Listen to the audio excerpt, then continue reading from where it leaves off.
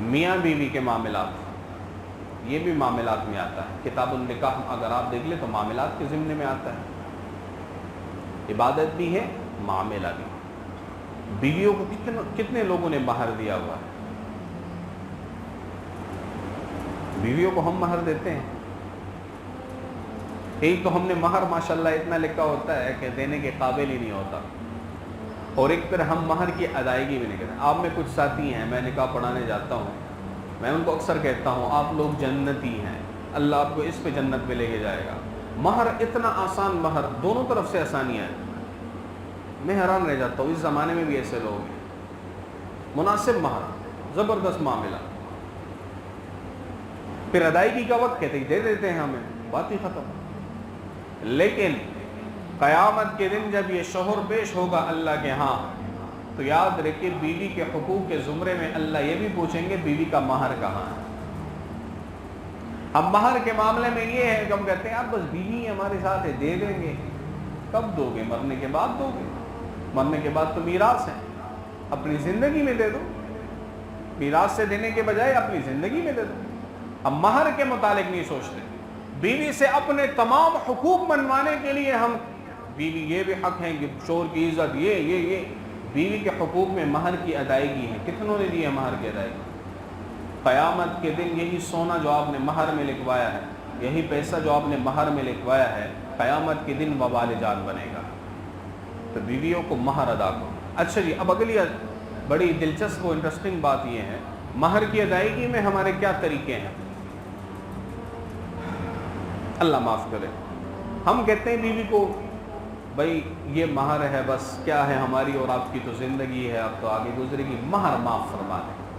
بیوی بیچاری کیا کہیں گی؟ ٹھیک ہے جی میں نے معاف کر دیا۔ پھر یہ بندہ سینہ چھوڑا کر کے پھرتا ہے بھائی میں نے بیوی سے مہر معاف کروایا ہے۔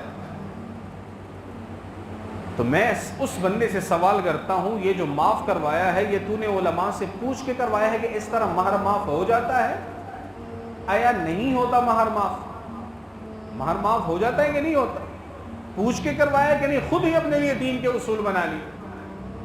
مہر کے معاف کرنے کا ہم نے کیا ہے جی، بندہ مر رہا ہے وہی پھر دعویٰ ہوتا ہے بیگم مجھے معاف کروا دے۔ اب بیوی تو اتنی بھی ظالمہ نہیں ہے کہ بندہ دنیا سے رخصت ہو رہا ہے وہ کہتے نہیں مجھے میرا مہر دو۔ اگر وہ اس وقت میں بھی مانگے دیا اس کا حق ہے، مانگ سکتی ہے۔ ہم نے کیا کرنا ہے؟ بیوی سے حق مہر معاف کروا دیا۔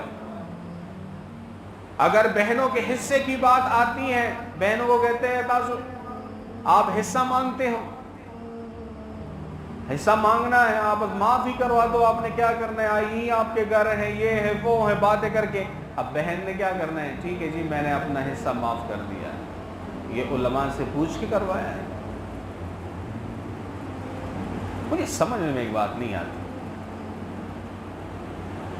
لوگ کہتے ہیں ہم علماء کی عزت کرتے ہیں۔ کون سی عزت کرتے ہیں آپ؟ ہم عزت کس کو سمجھتے ہیں آپ کو پتہ ہے؟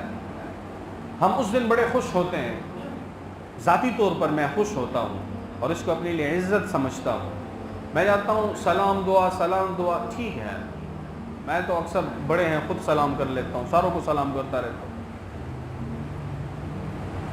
لیکن عزت علماء اپنی یہ سمجھتے ہیں، ہم اس دن بڑے خوش ہوتے ہیں کہ ہم سے کوئی مسائل پوچھیں، کیونکہ ہم نے جو 12 سال سیکھا ہے اور 10-12 سال لوگوں کو پڑھایا ہے تو ٹھیک ہے اس پہ ہم خوش ہیں اور اس پہ ہم اللہ سے بڑے ہیں کہ اللہ تیرا شکر ہے۔ لیکن اس دن ہم بڑا خوش ہوتے ہیں، ایک عام آدمی ہم سے پوچھتا ہے کہ بھئی میں یہ کر رہا ہوں میرے لیے یہ کیا ہے، علماء اس بات پہ خوش ہوتے ہیں۔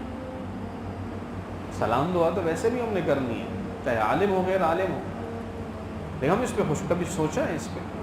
ہم اپنی کمائیوں کے اندر کس طرح کما رہے ہیں؟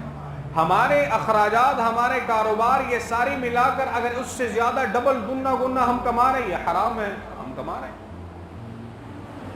آپ دیکھیں معاشرے کے اندر تو بیوی کے سامنے ہم نے کیا کرنا ہے؟ اب علماء سے پوچھا، علماء نے کہا نہیں ایسے تو مہر معاف نہیں ہوگا۔ اچھا جی کیسے مہر معاف ہوگا؟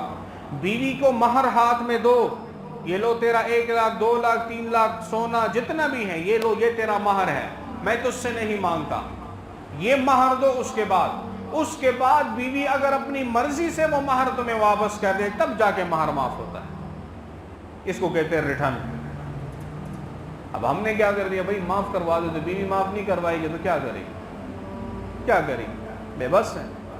قیامت کے دن یہ شوہر بھی اسی زمرے میں کھڑا ہوگا کہ اللہ فرمائیں گے تیری طرف تو میری نظر رحمت ہی نہیں ہے، تیرے سے تو میں نے بات ہی نہیں کرنی، جا جہنم تیری منتظر ہے۔ بہنوں کو حقوق نہیں دیے، عموماً ہم نہیں دیتے، معاشرہ ہمارا اس طرح ہے۔ قیامت کے دن اس بھائی کو لایا جائے گا، اللہ بیان فرمائیں گے ایک بالش کی زمین کے مطابق فیصلہ یہی ہے، ساتوں آسمان ساتوں زمین کے برابر توق بنا کر اس کے گلے میں ڈال دو۔ یہ جو ایکڑوں ہم نے دبائے ہوئے ہیں، اللہ ان تمام کو زمینوں اور آسمان کے برابر بنا کر اس کے گلے میں توق بنا کر جہنم میں ڈال دیں گے، جا جہنم میں جلتا رہے، تو نے اپنی بہنوں کو حقوق نہیں دیے۔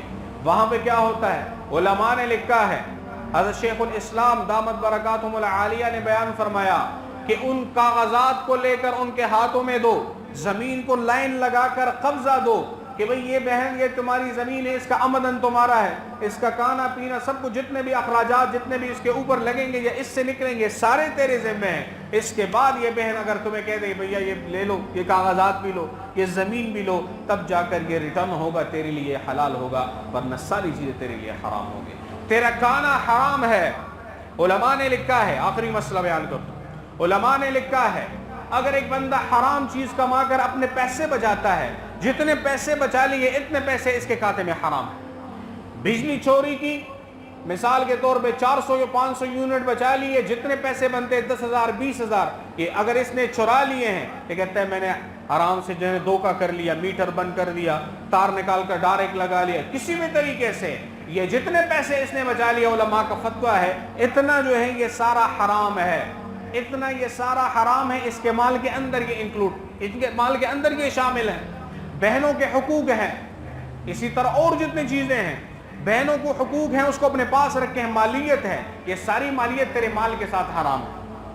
اگر اپنی زوجہ کو مہر نہیں دیا اور دینے کے بارے میں بھی فکر مند نہیں ہے، دل میں یہ نیت ہے جہاں بڑا اپنا کام کرے گی، تیرے مال کے اندر یہ مال حرام ہے، اور جس کے مال کے اندر حرام ہو اللہ تبارک و تعالیٰ کا واضح فیصلہ ہے اس کی ایک بھی دعا میں قبول نہیں کروں گا۔